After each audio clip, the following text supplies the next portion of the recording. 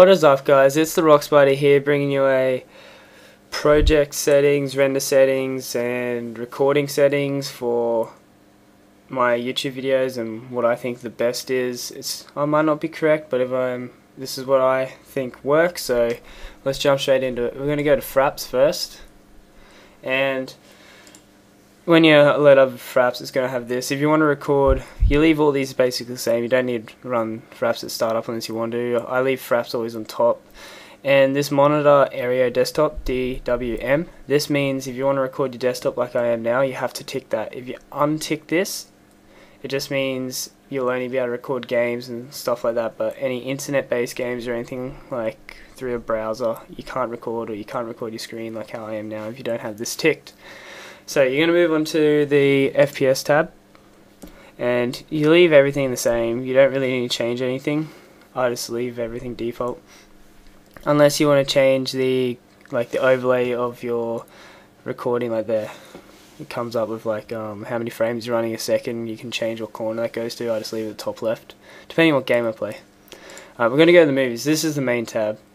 So I just set my video capture key to anything. It doesn't really matter. I just got it to a weird semicolon at the moment. I set to full size because when it's half size and you make it and then you open the video up in full size, it's pixelated. So full size, it gets better quality at full size, and obviously when you minimize it when it's full size, it's going to get even better. I leave it at 29.97 because, well, I can record at 60 frames, but I put it at 29.97 because YouTube only allows 30 frame videos. So if you record at 60 frames and render it out in 60 frames, when you're uploading it to YouTube, it's going to decrease the quality. It's going to take ages to upload as well, because it has to change all the pixel, like every frame by frame, to 29 frames instead of 60 frames. So it's better to it's just a lot better to keep it at that. Plus it won't lag your games as much. Alright, so the sound capturing settings, I just keep it at the stereo. I don't like recording my voice, just because I just like using an alternate program to record my voice, so I can customize my volume of my voice and stuff if anything goes quiet. I hide my mouse cursor in video, except for videos like this where I record my screen, because it's good to check where my mouse is. So if like in games and stuff, you can close your cursor down. I keep my frame rate locked while recording, because if it's not locked, the quality can alter from like good, because one minute you might be running at 60 frames and you might be running at 55, and that's a pretty big quality difference. So I just lock it so it stays at 60 frames. I don't know really what this is, so I don't use it. I don't want to test it either, just in case it crashes, so I just keep it at that's it. Make sure you put the folder to where you want it. Screenshot, I don't use this at all, so don't bother unless you want to take photos. Alright, moving on, let's go to Sony Vegas. Let's open a new project.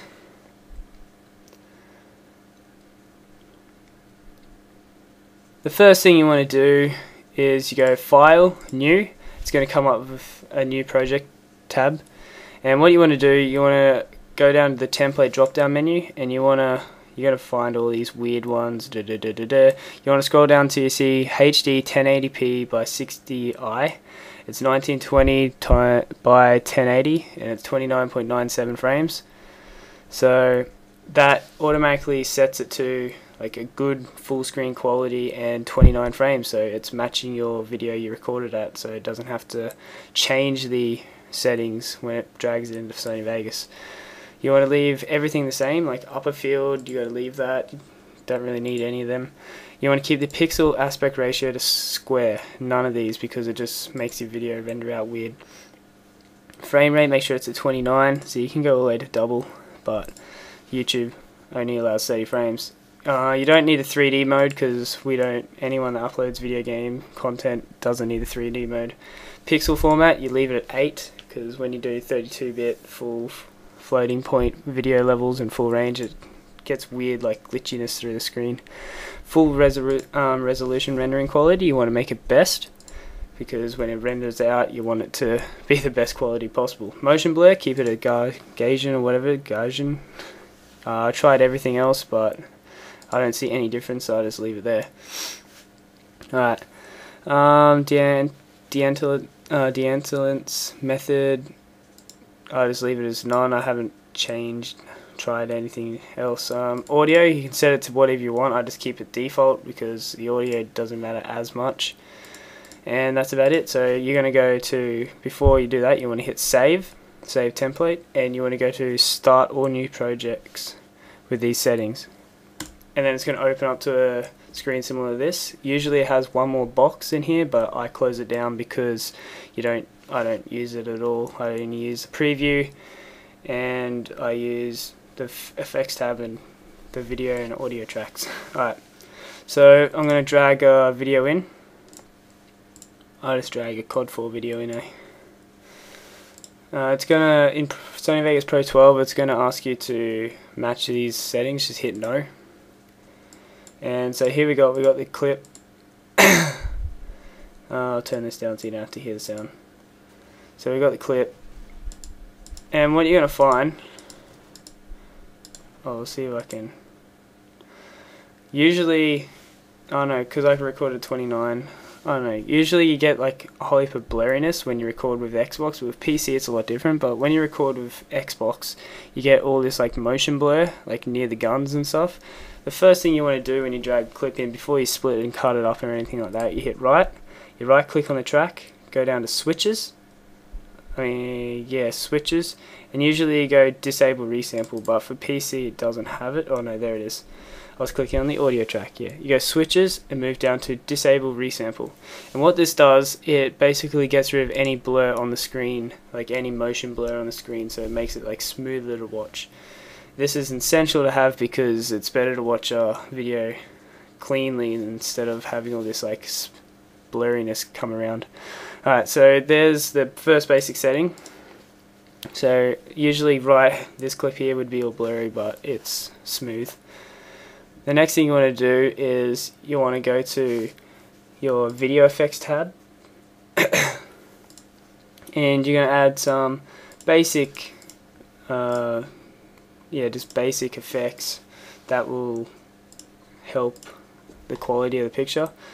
It's a lot better for Xbox. For PC you don't have to change as much, but usually for Xbox you go to brightness and contrast, and you'll drag that into the video track.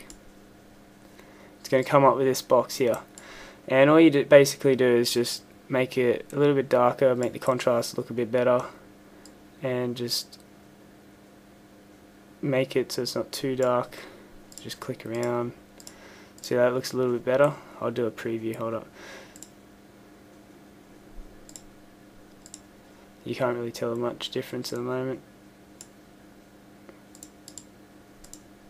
Yeah, so you don't want to go too far, you just want to make it probably usually around 0.2 is a good safe ratio to make it not too dark, not too bright, and you don't want all the colours going weird. So you got that. Alright, and then the next thing you want to do is you're going to scroll down till you see color corrector, and you're going to drag that into the clip, and we'll get a clean slate here, and it has all the color correcting things. Your lows, like your low colors, so like your blacks and browns and stuff like that. Your medium colors is like your blues, reds and stuff like that, and your highs is like your whites, as you can see on the screen. I made it all pink. So your low colors, you'll obviously want to keep it like dark, and this is like a, depending on the color of the map is what color corrector you use. This is like a yellowy type map, so you want to make it like a yellowy color, and you just adjust them all. So now you got like a yellowy type feel to it, like how it is when you actually play. See, there you go. Then the next one, you can also use color corrector secondary to adjust like all the color correcting, but I don't, I just leave it the same. So that's the basic settings for that. And then the next, you want to go file, render as for your render settings. It's going to come up with all these like different templates. You're going to scroll down till you see Windows Media Video. It could be V11 depending on what yours is. You're going to hit the drop down menu, and you're going to go to the 8 megabits by HD 1080p by 30p video. Go customize. Then for the audio, I leave it at CBR and whatever that is for you, and I make the quality 320 kilobytes for the audio. My video, in the video tab, I keep it as CBR. I see how it's the high definition, it has 1440 by 1080. You're going to hit custom, change it to 1920 by 1080.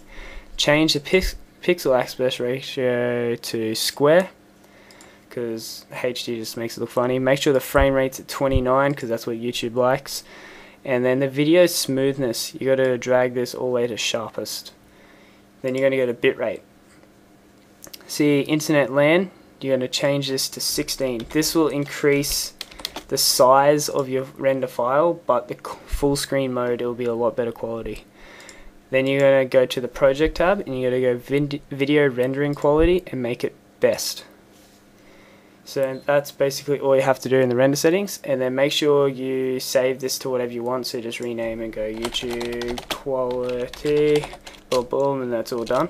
And then hit save, but I don't have to do that. And then after you save it, you hit OK. So then you'll come up, see mine's here, YouTube quality, and then you basically just save whatever you want the file to be called, and then you go render.